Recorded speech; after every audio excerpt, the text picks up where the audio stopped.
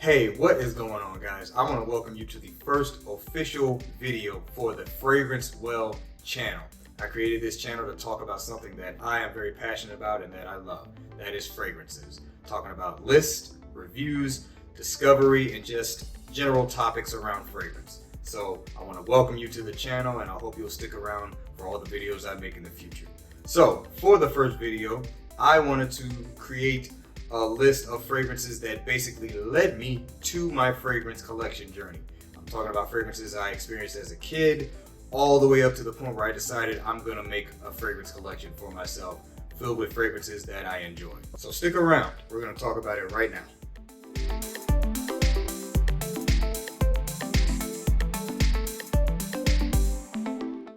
All right, so let's get right into it. We're going to talk about the first fragrance that I think had an influence on me becoming a collector at some point. I've always been around fragrances. My dad wore fragrances. My grandfather on my mother's side wore fragrances.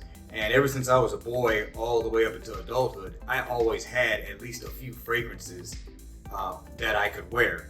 There was a period in my 20s where I stopped wearing them on a regular basis, but I still had them. So we're going to talk about the first one right now. That is Aramis Eau de Toilette. This is the fragrance that my grandfather wore a lot.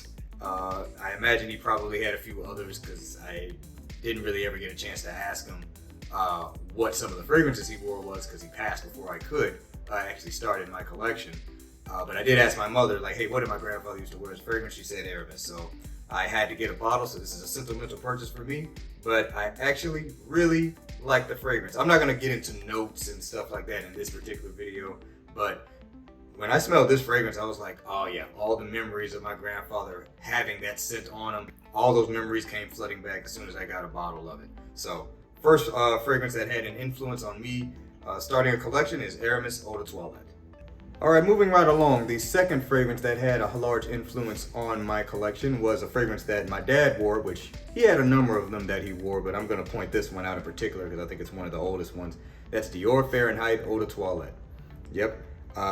I love this fragrance. I liked it when he had it and when I was a kid, and I had to get a bottle of it as I started my collection because it just screams memories of my dad. I actually just really like the fragrance too. I love the violet leaf, the gasoline petrol smell. I actually really like it. This fragrance, you know, it's still around for a reason, man. I mean, I can't speak to reformulations. I know it's been reformulated a bunch of times. I can't speak to how well it smelled back then, like in the early 90s versus how it smells now, because I just wasn't paying that kind of attention. But yeah, this fragrance played a large role in me liking fragrances because, like I said, my dad wore them, and as a result, he bought fragrances for me and my brothers, and I'm going to talk about some of them right now. All right, so the next fragrance on the list that played a big part in me starting a collection was really my first signature scent before I even knew what a signature scent was. That is Curve for Men, just the regular one. Yep, went through plenty of bottles of this as a kid, and I'm pretty sure plenty of you out there can speak volumes to this because this fragrance was everywhere from what I remember growing up. I can't remember quite what age I was when I was wearing this. I want to say it was probably junior high. That's when I really started wearing it heavily. You know, classic, easy to wear, just clean barbershop scent. No one's gonna be offended by it. You know, I wore a lot of this as a kid. I wore a number of the flankers too. Didn't even know what a flanker was. I just knew there were different versions. But Curve for Men definitely played a role in me starting a collection as I got older. All right, next scent that played a role in me starting a collection is a scent that garnered my first compliment, if I'm not mistaken. My later years of high school, I was wearing this scent a lot, and my friends and I would douse ourselves with it right before we started school, and it got a lot of positive attention from the ladies. Yeah, so being a high school kid, getting positive attention from the ladies, obviously you're gonna wear that as much as you can. That is Liz Claiborne's Mambo. This is actually my dad's scent, so it wasn't actually mine. I just kind of took it and used it more than he did. I smelled it now and I'm just like, this, I don't know why people like this. I don't know why I liked it. It doesn't smell all that great to me anymore. Maybe it's been changed, or maybe it's, my nose has just matured, but this got a lot of positive attention from me in high school, so naturally it became something that I wore quite a bit in my later high school years, and naturally it played a role in me starting a collection as I got older. All right, and moving right along to the next scent that played a role in me starting a collection. This is Usher for Men. I think this is just the original, I'm not sure. I actually didn't have this one. I had Usher VIP and one of the other ones, because there's actually quite a few of these. This one I know is very similar to Green Irish Tweed, but almost as if it were made for kids. My dad actually gave me this one as well. You see the bottle is in horrible shape. It wasn't in the best storage space, but hey, I took it from him because I wore Usher for a little bit there. Not really any specific memories other than, hey, I just liked the scent at the time. I think I wore this kind of like more early college. I had a couple bottles of some Usher fragrances, but yeah, this one definitely played a role because it was just one of the fragrances that I wore for an extended period of time. All right, next scent I imagine got a lot of people into fragrances, or a lot of people just simply got a lot of wear of. That would be YSL's La Nuit de L'Homme. Now this is the Bleu Electrique version. I actually do not have a bottle of the original La Nuit de L'Homme. I used to have one, but it got kind of damaged, and so I don't have it anymore, and I just never replaced it. I didn't wear the scent that much because La Nuit de L'Homme, is kind of considered a date night fragrance, a night out fragrance, and it didn't last very long. So even before I even knew anything about performance or fragrances lasting a long time, which I'm not a crazy performance guy, but I do remember even then, it didn't last that long on my skin, and I didn't wear it that much because it was very spicy, and I think even at the time, my nose didn't really know how to process all of that. But it was a scent I had for a while, and knowing how important it was to the fragrance community now, I didn't really realize what I had then, but hey, it's a fragrance that definitely played a role in me starting a collection. So that's La Nuit de L'Homme by YSL, and once again, this is the Bleu Electrique, but I'm talking about the original.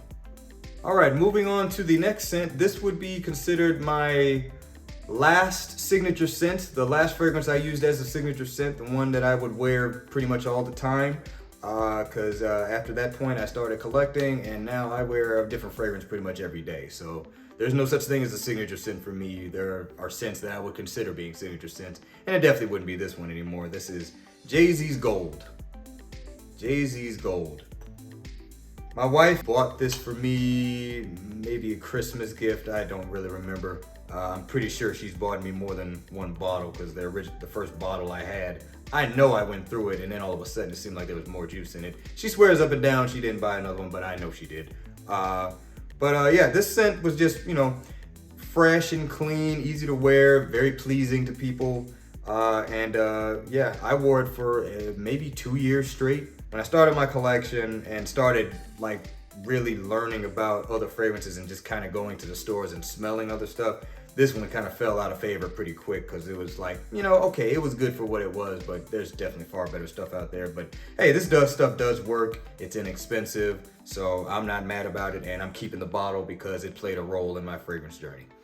All right, we got 2 more for the list. I would consider these the most important fragrances that would lead me to starting a collection. So the first one here is Ford Oud Wood. And the reason this one is that important is because this is the first high quality scent that I ever smelled. There's always been stuff at the stores, but if you don't know any better, you don't really know what's considered higher quality versus what's considered just your standard or even lower quality until you really get into this stuff. And it was through people who knew a little bit more about fragrances that I learned about Ford Oud Wood. And so I went to Macy's and checked out the Ford fragrances, was absolutely blown away. Couldn't believe I was missing out on stuff like this. I didn't start my collection with this. I didn't decide to start collecting when I got this. It was just me wanting to have better quality fragrances, even if it was only 2 or 3. So that's what I got this for, is Ford Oud Wood. I imagine a lot of people would feel the same way about this one, how it just got them into fragrances of a higher quality. Last but not least, this is the first official fragrance I bought for my collection. When I bought this fragrance, I said I am going to start a collection. I don't know how many I'm gonna get, but I'm gonna start my collection right now. That is Jimmy Choo Man Intense.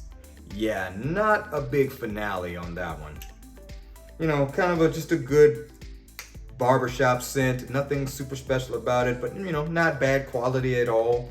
Unfortunately, I did pay full retail for this because I, at that time, didn't know about discounters. And when I found out how cheap I actually could have gotten this, I was not happy. But it is what it is. I'm not mad about it. I still think it's a good fragrance. I don't wear it that often, to be honest. I might wear it to the barbershop when I do get my hair cut, because like I said, it is a good barbershop scent.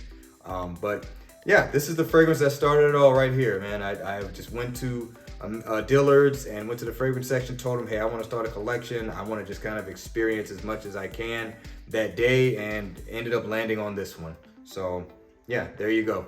All right, so that's gonna do it for this video. Those were all the fragrances that I think played an integral part in me starting a collection. I've been collecting now for about 1.5 years, maybe going on 2 years. I don't fully remember.